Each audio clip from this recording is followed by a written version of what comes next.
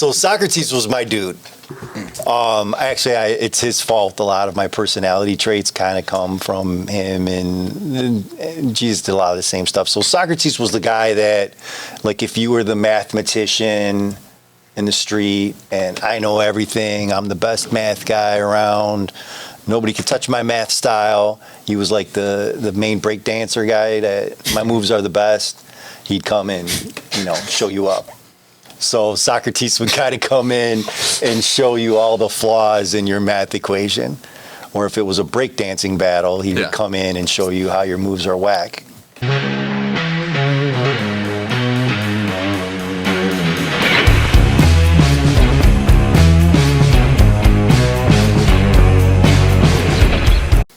Welcome to the Lionz Den, episode 43. My name's Eddy. This is Brad. And this is Alex. So next week is Easter. Yes. And then we won't be on for 2 weeks? Yes. 2 weeks. So we'll catch you guys on the other side of that. But with Easter coming up next week, just been staying on the topic, all during Lent. But today we're going to talk about why we obviously know the death of Jesus, resurrection, all that stuff. But today we were going to talk about why did they want to kill him in the first place? And it's kind of important to talk about because, again, we talk about a lot of the other aspects to it. We don't really get into the why. And the reason why I wanted to get into it is because we might see some things that mirror right now. Okay. We might notice I see a little bit of ditto going on right now. History repeats kind of thing? Yes. Gotcha. Yes. Which it's not a good thing. We seem to have a hard time capturing that as a society, that history does have a way of repeating itself. So, and I'm not a historian, so not that we get tons of comments, but I don't need the theologian guy ripping my story apart. But I'll just kind of give the Eddy synopsis of what happened. Let it rip. The Lionz Den version. I like Yes. So we going in, Caiaphas, who was like the head priest for the Jewish faith, was really kind of rallying around, hey, we got to put this guy to rest. Yep. He's causing a lot of problems. We're seeing people going over there. He's coming in. So, I don't know how rehearsed people are on Socrates. I know I'm hit. All right, so we'll do a little trainer on Socrates. Little cliff notes on Socrates. You know who you're sitting at the table with, right? Fair enough. Just out of curiosity. Fair enough. So Socrates was my dude. Actually, it's his fault. A lot of my personality traits kind of come from him, and Jesus did a lot of the same stuff. So Socrates was the guy that, like, if you were the mathematician in the street, and I know everything, I'm the best math guy around, nobody could touch my math style. He was like the main break dancer guy that my moves are the best. He'd come in, show you up. So Socrates would kind of come in and show you all the flaws in your math equation. Or if it was a breakdancing battle, he would come in and show you how your moves are whack and come in with the real shit. Well, if we're going to breakdancing, we got to use the lingo. We got to throw it back, yeah. Mm-hmm. That was his shtick. Yeah. So he would, anybody who, now if you were just like, hey, I dig math, it's the way I got to do it, he's not messing with you. But if you claim to be the best, you claim to be the know-all of it, he bringing would, that to the table. Oh, yeah. He's going to make you feel pretty small pretty quick. Got it. I can see where you... Makes sense. Yeah. That's not a shot. It always, I remember being very young, reading Plato's works on him, and I was like, I love this guy. Yeah. Because he's just the guy that wants to always humble everybody. Yeah, but you're like that in a sense. It doesn't come from a place of maliciousness. Like you're sometimes. No, but it's Sometimes. yeah, but with him, it's usually deserved. So the higher the horse, the harder you want to push. No doubt. So that's definitely true. Yeah. And, I try not to be malicious, but I can't say it's not always. Sometimes. The intent usually isn't. No. What comes, maybe. It's similar. What Socrates was, his famous quote is, "All I know is I know nothing." And was one of the brightest people, ever, let alone at that time. That's one of the quotes he's really known for. "All I know is I know nothing." And the more I know, the less I know. So those are, we were talking about humility in the last one. That was Socrates' big thing, that, the more educated he was, the more information he was getting, the more he was finding out, wow, I don't know shit. Mm-hmm. And if I don't know shit, you sure in hell don't know shit. So stop telling everybody you know everything. Right. And then if you were on a public display, he's tearing you apart in a public display where you're leaving with your tail between your legs. Needless to say, they killed poor Socrates. For the very reason they kind of did say to Jesus. So, and that's exactly why we're talking about this is, what's the news sign? What is it when it's breaking news? Yeah, that was it. It was close. Pretty close? Yeah, it was pretty good. actually pretty close. Nobody likes being humiliated in public and being told they don't know shit. Right. So that was Caiaphas's deal. Is Jesus was going to synagogues, going to different villages, going to different places, and number one, at that time, not like we see it now, where religion, people who claim to be religious get, the main seat on the floor and get money and get all these different privileges. Jesus was kind of going around saying that's all bullshit. So my pops don't want this. Again, this is my version. My dad don't want this. You guys are full of shit. I'm not down for this. My dad's not down for this. This stuff that they're teaching you is all bullshit. Was my version. Jesus was much nicer than that. Yeah, it's a good cliff note. Poetic. Yeah. But that was the gist of it. A lot like Socrates. Yeah. And then with the Roman side, where they were afraid of. So Caiaphas is, hey, Pontius, this guy's going around stirring up a lot of shit. It's about to get real. You need to do something about the guy. Now, one thing a lot of people don't know, and we've talked about this in quite a few, there's a nun, I want to say her name's Dolores, but there's a book out which the Passion of the Christ is based on. Okay. So it's based on this book and then also, of course, the Gospels. But it's called the Dolores Passion of Christ, if I remember right. But it was this nun that had these visions. And really it was kind of filling in all the things that we weren't getting from the Gospels, all the backstories, all the other things that were going on. They were coming to her in some pretty heavy-duty visions. And if anybody knows anything about Catholic faith, we're not real big on that. It's like when a statue cries and, oh my God, God's speaking to us. Church isn't big for, you're right, it is. Which kind of surprises a lot of people. They really want to discount that. So somebody has to go out and authenticate that, make sure it's a true act of miracle and all these things. So it's like a real thing. And this nun passed all that, meaning that, everything had some grounding in historical facts, things that were going on. But anyways, one of the visions she had was that Pontius Pilate's wife, and they do show it a little bit in the Passion of the Christ, Pontius Pilate's wife saw Jesus as the Savior. So she was kind of like coming around to, his teachings and stuff. So, we're all married. We know what that looks like when you're about to do something the wife does not want you to do. So Caiaphas is like, hey, we got to do something about this guy. And Pontius, you don't give a shit. And he's like, yeah, we do.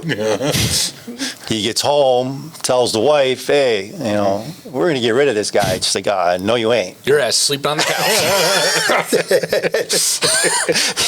So according, that's pretty much it in a nutshell. So according to Dolores' Passion of Christ. This shit's been going on since BC, man. Exactly. Yeah, there's no reprieve from that, including for Pontius Pilate. Yeah. So that's the backstory on that. So then they grab Jesus in the middle of the night, which the story we all know. They bring him in for trial. Yep. They do it at night because it wasn't like everybody was against them, meaning all the Jewish leadership was not all against them. There were several that were, on his side and for him, but they purposely brought in people that they knew weren't going to like it, wasn't going to have good representation there, like all that type. It was exactly what it was. So anyways, they find him guilty. They bring him to Pontius and, this guy's guilty of this. Pontius says, you know what? I ain't dealing with this shit. My wife likes this guy. I'm not sleeping on the couch. Nope. This is a Jewish problem. It's got nothing to do with us. You figure this shit out yourselves. You take it to the Jewish, I don't know what they were called at that time. I don't think it was emperor, but take him to that guy. So they take him to that guy. He's like, I'm not feeling so great about this. I ain't messing with this guy either. And passes the buck back to Pontius. So, and at this time, that's where they really pitched it as, hey, Pontius Pilate, you don't do something about this, you're going to have an uprising. Mm-hmm. And, according to the history that we're told is that that was happening quite often at that time. The Jews were uprising. I mean, they were being held under by Romans. So, Pontius Pilate's ass was already out there for having too many problems. The last thing he needed was another problem. Mm-hmm. So the story we all remember is Pontius Pilate washing his hands and saying that I want nothing to do with this. Mm-hmm. My hands are clean of this. This is on you guys. So it's kind of the backstory on why all that happened. What I think is interesting with it is that doing that, and in this case, like we were talking about for Socrates, same type of thing, that what was getting people so riled up where, they wanted him to die, including after, that second time around, he already was beaten pretty good, scourged, and that still wasn't enough. Right, why take it further? He even gave the opportunity, hey, I could let one of these two guys go. The other guy was a murderer that seemed to not be liked so much, or I could let this guy go. And they're like, no, we want that guy. Give us the murderer back. You kill this guy. So there was obviously a lot of hostility there. And, what some people may not know is the Messiah for the Jewish faith was supposed to be a conqueror. That's why I have Romans 8 on me, because that's part of the end of it. I'm more than a conqueror. So the whole idea of the Messiah, Jesus was going to come, kick some ass. Well, it was going to be Jesus. The Messiah was going to come, kick some ass, run the Romans out. They were going to get their land back in charge, back running shit. They have their own stuff again. And, it's back to land of God again. They're not living under the foot of anybody else. Jesus comes and he's like, I'm not doing any of that. So not only am I not doing any of that, those guys are your brothers too. We need them on board. They're welcome in my Father's kingdom too. And the Jewish leadership was like, this is bullshit. So we've been waiting for you for a long time, and this isn't what we were told this was going to be. This is complete bullshit. False advertising. False advertising. BS. Fake news. Right. And to that point, why still, and I mean, I've talked to a lot of different Jewish people about Jesus. You'll get different things, prophets, stuff like they don't see him as the Messiah. I mean, that's a Christian thing. But that's where all that hatred and all that angst and all that anger came from. Because one, he wasn't what they thought he was going to be, and not only that, he was accepting to everybody. Like, we can't have this shit. Right. We got to do something about this. And what I think is important, and we don't know. I never interviewed Caiaphas. I didn't sit down and ask him, hey, dude, what was with this Jesus thing? Are you just an ass? Or, and because I really do believe that probably in his heart of hearts, he thought he was doing the best thing for his people. And I think probably for Pontius Pilate too. Yeah. Pontius Pilate, we have a little more history about. We know he wasn't the best dude. So he may have cared less, but he actually tried to remove himself from it. Well, it's almost like he probably, so he could go home and be like, well, honey, I tried, but the people, it wasn't my doing. For sure. The people spoke, and For sure. Please, can I come back to bed? And that's not in the Gospels, that's in the Dolores Passion, but, it makes a lot of sense because when you're reading the Gospel, you're like, well, why did Pontius Pilate kind of step away from it? Yeah. Twice, really. So the first time was take him to that guy. Right. Next time was, hey, I'm going to beat him up, and that's enough. Right. And then, the third time is when puts the sentence on. But, what made him tick? And if we kind of, and I'm just doing off the head, I don't want to look it up on my phone right now, but, Pontius tells Jesus, hey, I could ruin your shit right now. Give me something. Help me out here. Right. Help me work with me here. And, this is what I love about Jesus. Basically tells me, you're not shit. I'm the Son of God. You have no power over me other than the power I give you. And what I find amazing about that is, he said that, and then Pontius still tried to pass the buck on it. When you think about that, at that period of time, that kind of power that person had, and for Jesus to say that, I'm a firm believer that truth is truth when you see it. So a lot of people say a lot of things, they think a lot of things.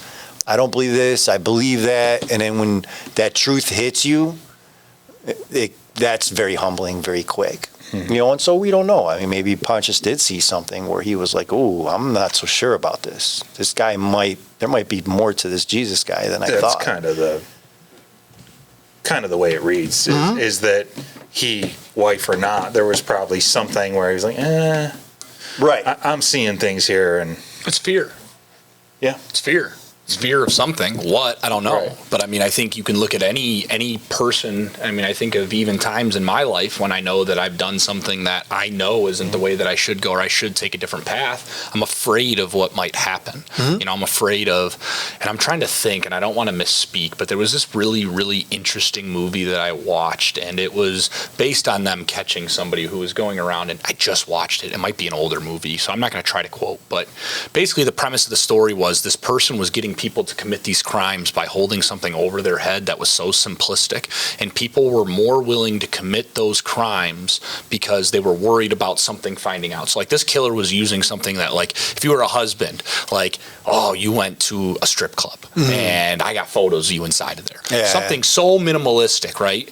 That he uses that leverage and that power of fear of somebody finding out something about your true self, airing your dirty laundry out, although it might not be so dirty, but using the fear of what people may perceive you as to control you. And I'm bringing it up because this kind of ties into it. So like some of the things I wrote down, so last episode we talked about with Jesus all coming from love. We talked a couple examples, made some jokes about road rage. That's not the Jesus thing to do.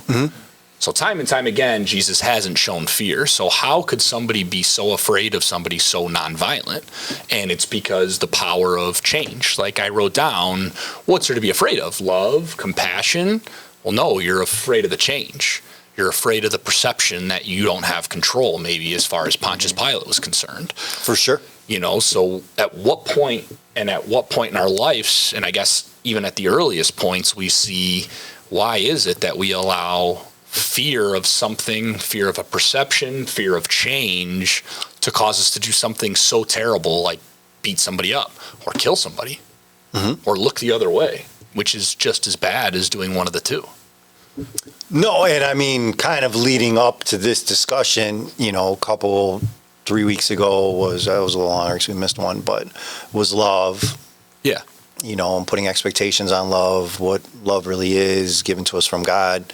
Last one was humility and how Jesus showed that. And then kind of going into this, you're right on all accounts that the fear in that is that, I think it comes from one being let down. And like I said, I wasn't there, but, even just talking about humility, that was, I don't know if you guys remember the story of, Roman making, so Jesus, when, Romans can make somebody carry their shit. So you're Jewish, I'm Roman, carry my shit down for a mile. I think you could do up to a mile. And, well, why? Because you're a Jew and I'm not. Carry my shit. So that is humiliating as all hell, number one. Yeah. Number two, this is, it's hot in this part of the world. It's not like it's, nice and cozy outside. And they're not wearing Skechers. And they're not wearing Skechers. And they don't have a backpack to throw this shit And in. they don't have, what's the little weightlifting belt that you put on to make sure you don't throw your back out? I thought you were going to say fanny pack. They didn't have those No. either? Yeah. So. Well, he was pointing at his waist. Definitely not a fanny pack. Mm-hmm. They don't have the weightlifting back. There we go. Carry my shit. Right.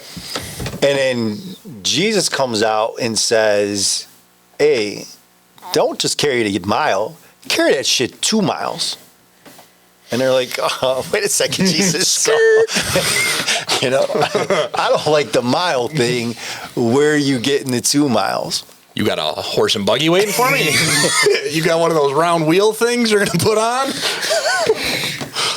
And he's constantly coming in that direction, like right. tax collectors and, talking to people he's not supposed to be talking to, allowing people at the table he's not supposed to be allowing at the table, acting on Sabbath. He healed someone on the Sabbath on Sunday, and they're like, hey, you ain't supposed to be doing anything. You're not supposed to be doing this. And, I'm do what I want. Right. That's my pops. Yeah. So, my dad is? I don't name drop often. You can kill me. I'm cool with it, right. but I'm the son of God. Right. So I definitely get where the anger is in that. It's just we've all been there, just when you really think about it, like you just said, like, is that really anything to kill anybody over? And, not that crucifixion was very used often, but there's other ways you can kill people, and it was a pretty horrific death, and it was a well-known horrific death. Why did they pick that of all things? Top of the crown of thorns. Right, all of it. Just the constant humiliation with all of it. But, to your point, here's a guy that loved, compassionate, humility, helping anybody he can, being open arms to everybody he can. And people are like, hey, that guy needs to go. Right. I'm over this shit. He's making me look bad. We got to get rid of this guy. He's out there loving people. Hey, there was a guy who was blind last week. This guy can see now. Right. So ain't nobody got time for that. We got a real problem. Yeah. So we really think about it. The shit is crazy. Leading up to that. And they humiliated him more than just on how they killed him. So he had to carry that cross. Mm-hmm. So before we hang you on it, we're going to have you carry it to the place in which we're going to hang you on it. Right. Just humiliation all the way. This wasn't just a symbol of killing somebody. This was a statement. This was if you follow, this is what is to come. 100%. It wasn't just killing a person. They were trying to kill a message. They were trying to kill a culture, trying to kill an entire religion. No doubt about it. Yeah. A movement is really what it was. Thank you. Yeah, that's the right word for it, without fail. Another thing, too, that, why are we always kind of finding ourselves in that position? Why are we so ticked off at people that, aren't hurting anybody? Aren't doing anything. They're just, doing their own thing. Be it somebody who's gay, somebody, I've been reading tons of stuff about the, drag. Yeah. Okay. In Florida and stuff like that. Tennessee. And you can't be around kids and all this stuff. There's There's strip, you know about this? No. Yeah, so it's a no-go. So you can't dress and drag. Like in Tennessee, they just passed. Tennessee for sure, Florida. Can you elaborate? Like, are they afraid that, like I don't understand. So what happens is when a kid sees somebody in drag, the kid's like, hey, that dude looks kind of nice in that dress. I'm going to go home and try my mom's dress on because that looks like this shit. Is, I guess, the thought process. How can I elaborate on it? It's insanity. Like, anymore, I can't elaborate on I Kev's see being a maniac. 8-year-olds with cell phones. You're worried about them seeing, like, you understand what you can find on this. Well, it's kind of... So a dude in a dress, and I've got a 3-year-old daughter, is the least of my concerns.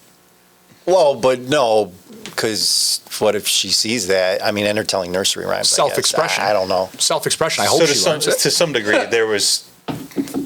And again, I'm not a big news watcher, but there were people in drag reading nursery rhymes to children. Yeah. And that created an uproar because what if, these kids were hearing a make-believe nursery rhyme from somebody that's dressed in drag, like they could go home and want to... They'll catch the drag bugs. Yes, right. That's the thought. So they weren't telling them a story about how... being transvestite improved their life. They were just reading a nursery rhyme. We all to my knowledge, sharing care, trying to bring excitement to children. So what's the matter with their I know you guys don't think that. I guess the reason I'm asking it rhetorical is because how does that not come off as ridiculous? Like, there's living rooms around this country, next door neighbors to your house, that when they saw that, they were doing that. Well, I mean, it's kind of my point. I mean, I've never been to the gay pride parade. I've seen shit. Dudes look like they're having fun. I spent a lot of time in Key West. I mean, they look like it's a good time. And that's I don't see anybody hurting any. Now we could talk about, the other parades we have where there's shootings and, there's muggings and people are getting the shit kicked out of them. Those are perfectly fine, but, these gay people who are dancing the YMCA is going to have a super negative effect on our society. Well, and that's why I'm making such a big deal about it. I mean, obviously, we all think this is ridiculous. So the reason I'm making a big deal... Well, we definitely don't all think it is. Well, I'm saying... it's a law against us in Tennessee. I'm saying us. Yes, and at this table. Why I'm making such a big deal about this, and I'm asking so many stupid questions revolved around this, is what does it matter? So, I had a conversation with somebody very recently, okay? This is a good transition, and we were talking about the Lionz Den. The words that came out of this person's mouth were, million years, I wouldn't have guessed that you were a part of something like this. Just, they don't know me very well. We're just getting to know each other. It wasn't malicious. It was just what I do for a living, how I look, just not what you would see. Sure. So we got into the conversation. We start going down, show them the website, show them our YouTubes, start talking about it. We get into conversation. So give me an example of what you talk about. So, of course, you know me. I'm going to the most controversial thing I could think of. So, Roe versus Wade. And we got into the conversation of who we market to is you're far right. Now, they don't want to listen to us because of what we're talking about and how we hold ourselves. And then you have the far left that has no interest in what we're listening to. So as I'm talking to this person, they're telling me their personal story, which it's not my place to share, but they're telling me their personal story about how they had their fallout, where they went to. I brought you up and kind of your exploration through Buddhism, Native American culture, and they tell me a story about the first time that they found Jesus Christ. Now, this turns into a 45-minute conversation, and their entire lunch break is spent sitting down there as I'm working, talking. And we get into the conversation about the differences, and we come up with something like this. And I've used this before, the reference of I live by a method of what the king does in their castle is completely up to them. If it makes me uncomfortable in any way, shape, or form, I'm good with whatever you do. I just may choose not to partake. And you could tell with this person, it kind of hit. Because there was some things that you could tell they were extremely passionate about that I was a little bit more, it kind of is what it is. And when I said that, you could see something clicked for them. And where I'm going with this very long-winded story is 9 times out of 10, people don't know because you're not expressing what it is you're going through. We don't have an honest conversation. So, if I would have gone into that conversation of, that's stupid, how could you even think that? Instead, you show a different light, and this person had complete different disagreements with me, and we walked away from this not in agree to disagree. We walked away from this conversation where I could tell both of us had different perceptions than we had when we started the conversation. How it ties into this is all of that was skipped with Jesus. So, and we talk about why was he killed? Because we as people would rather stay ignorant than become educated. And what I mean by that is just because Jesus educates you on what he's doing, what this faith is about, not once did Jesus make it so it was an ultimatum, join or die. And somehow those lines got blurred. And it's because we as people refuse to have that conversation. We refuse to communicate and tell people why I'm sharing this with you, why I feel that way. And we're just so closed-minded, we're not open to anything else. Well, I mean, like he was sharing it. I mean, he was letting people know other side. What it comes, because they're not going to do that because it's taking away their power. Bingo. And that's what I was getting to. It's taken away. And like we talked about earlier, there's fear there. It's scary. Yes. There's risk. What if I'm a sham? And especially when it comes to faith. Yeah. I mean, if somebody, I'm strong enough in my faith now, if somebody was like, God's BS, how do you believe that? It doesn't faze me at all. Because I get it. I understand why you would think that way. I can understand. My question would be, well, why do you think that? Because the reality is, now again, I know there's a God. When it comes down to proving it, there's a 50-50 chance. So somebody's right, somebody's wrong. I want to be on the side of where my heart's at versus, okay, so we die one day and somebody was like, gotcha, bitch, there's no God. Doesn't. Right to that. Right. I'm still dead. Nothing is going to change. Amen. So if nothing else. Right. When I have the, what I know is. Yep. And, again, I know there's a God. Yep. And I do believe there's a heaven. I do believe it, but I haven't discounted the fact of not resurrection, but reincarnation. There's a lot of things I don't know after that I feel are very real possibilities and good discussions to have. That's what I believe is the more likely to happen. And that's the life I want to live. My faith in God does nothing but make me a better man, better person, better human being. It's not hurting anything in any way, shape, or form. The bad rap to it comes from that people that, just like we're talking about, the Caiaphas with Jesus or the Pontius Pilate, that in their righteousness, they think that they're helping people by doing the things they're doing, even though they're really hurting people. Hence, that's why I brought up the drag thing. I would be willing to bet, I've seen some of the interviews with it. They believe wholeheartedly that, they're helping, that this is going to hurt society. Kids don't need to see that and all that stuff. And again, I'm not saying they should or they shouldn't. I don't have kids. Not my place to say. I feel like if a parent wants to take them there, they should be their right. If a parent doesn't want to take them there, that should be their right. By all means, if that person wants to have it and they want to tell a story in drag, if there's people there, they're going to continue to do it. If nobody shows up, they're going to stop doing it. To tell somebody you can't do that, that's illegal.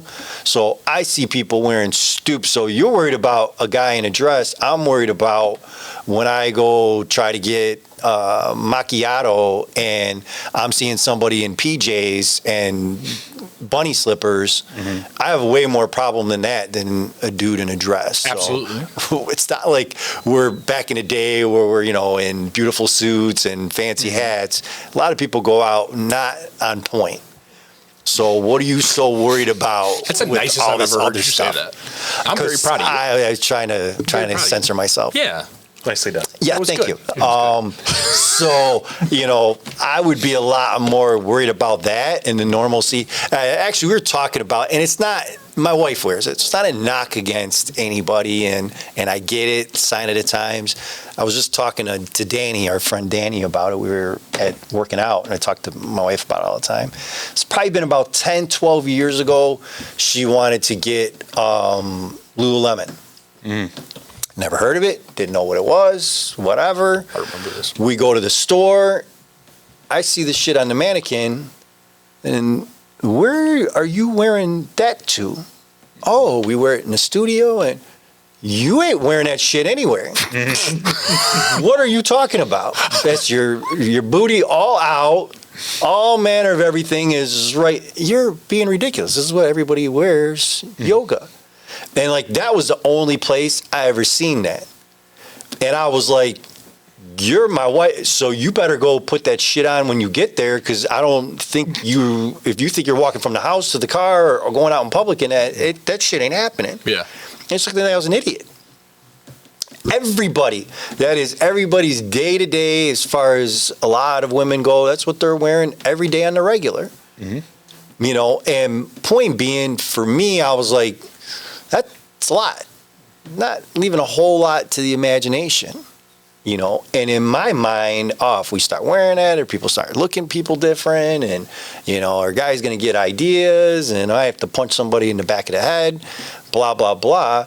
Point being that here we are, it's completely normalized. Nobody's freaking out. Nobody lost their mind because, holy shit, I saw somebody in spandex, now my head explodes. So point being, we always have these little things, and it always seems to work out. Yeah.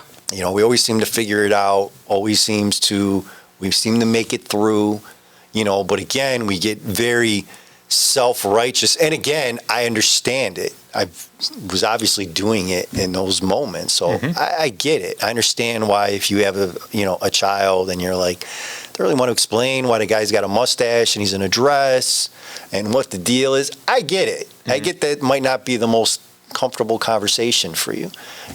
My point is, as people of faith, as Christians, that example has been set. Now, I'll probably get MF'd because Jesus is not for drag queens or anything like that. Honestly, first of all, I don't believe that. So pause. Jesus is about finding true happiness. So as we talk about it, you could look at every one of us in this room. So I've defecated my body. I have tattoos all over the place. I have skulls on my body. I have tattoos on my hands. I have tattoos on my fingers. I don't know how that's any less concerning than a guy wearing a dress. So for a kid, you see tattoos. When I saw tattoos, it was cool as shit. I could tell you, I see a guy walking around with his neck tattoo and it looks dapper, I'm gonna go get my neck tattooed. That's just as dangerous as somebody walking around in a dress. The point is yes. So you're probably right. We're gonna catch shit from people because Jesus isn't gonna wanna push that. If you read this, you're missing the message. So before Jesus said anything, you're put on this earth to find true happiness. If your true happiness, now, if you're the person that goes and you do it to purposely rustle people's feathers, it's a different point. But if that person in a mustache wearing a dress reading child nursery rhymes is happy doing it, and the parents that brought their children there are okay with them being exposed to that, move on. Why is there a law about it? We have millions of people in the streets without food and shelter. We have veterans coming back from protecting this country being completely isolated. And we're worried about somebody reading child nursery rhymes in a dress? Well, and my point with Jesus, so I've read the Gospels probably at this point hundreds of times. More than most. There was no part in the Beatitudes that if a man wants to wear a dress, he's perfectly capable. No. You would know this more than me. Nor is there the opposite. So I can't speak for Jesus. I'm not trying to. What I can say is I'm not like his MC. Hey, here comes Jesus out on the stage. I can't. Give it up. Don't roof, Jesus. I'm not trying to go there with it. Yeah. So I'm not saying. What I know is the actions that he did do, which at that time was probably, that era's drag guy or whatever, the tax collectors, he was talking to Romans at different points in times, was very obscene, and he was doing it. there's some debate on which Mary is Mary, but, probably one of the most, and there's tons of them that really sits with me, but, we remember the story of Mary Magdalene, Exactly. adultery. We're about to throw a rock upside her head, draws a line in the sand and says, hey, any one of you guys that are perfect, go ahead and throw the rock. And nobody does shit. That was somebody who was either an adulterer or prostitute, depends on how you interpret, the story. Point being, he's always there for those people. Lepers, handicapped, mentally, people that were going crazy, all kinds of stuff. So I feel like there's enough information to be able to make the statement that I don't think Jesus really gives a shit if you think your legs look good in a dress. I don't think it's going to change in your standing with them. Well, I just want to be clear. It's not written in one of the commandments. Right, for sure. He was surrounded by outcasts and Yes, brought outcasts for sure. to basically just some normalcy. So this is a perfect example of, people that are outcasts and then being outcast even further. I don't, again, not speaking for Jesus, but I think he would be like, no, those are my people. Right. They should be loved equally. For sure. And they're just spreading love. They're not doing anything malicious or hurtful. Absolutely. Yeah, and it's not really even speaking for Jesus. It's context clues. So again, look at when it was written. So, and to clarify, what Eddy's saying is we're not comparing nowadays homosexuality, transgender to leprosy or a tax man. The point is during those times, you had a very small window to be considered what was acceptable within society. Jesus was with everybody. So talking to the beginning of the podcast, so the people, Jewish people were, well, hold on, we were promised a conqueror, and he did the opposite. I want everybody. I want your sick. I want your hungry. I want your poor. The whole point of that story, to me, how I perceive that, is exactly how we live in today. Times changed. It's exactly that. So Jesus, God, they don't label you as a transgender. They label you as a human being. For sure. How you live your life, I think it's a very safe assumption. that Jesus cares, that you live with compassion, that you live with true love, and you look to make everybody's life a better place kindness, that you touch. treat everyone as you And is want to that be written treated. out in the Bible? No.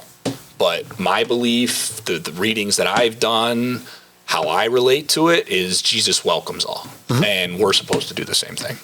And again, the reason why we're talking about it is we're coming before Lent. Easter and, before the crucifixion and the resurrection. And even with that, the resurrection is, and I've always said this, to me, the crucifixion is trying to kill love. Yes. Is everybody saying, we got to get rid of this guy's too nice, too good to everybody. We want to let everybody at the party. This party's just to be for us. So they're trying to kill love, which they thought they did. The resurrection is showing that you ain't getting rid of love. Yeah. It's always going to come back. It's going to come back bigger, badder, and better. So they were trying to quell that movement. Using Brad's right words at the beginning of this, they were trying to quell that movement. Yep. We need to get rid of this Jesus dude. This shit's got to go. Yep. Well, here we are having a podcast in a basement, 2,000 and something years later. Yep. They didn't do a good job of it. No. Moved on. It got even stronger, got even bigger.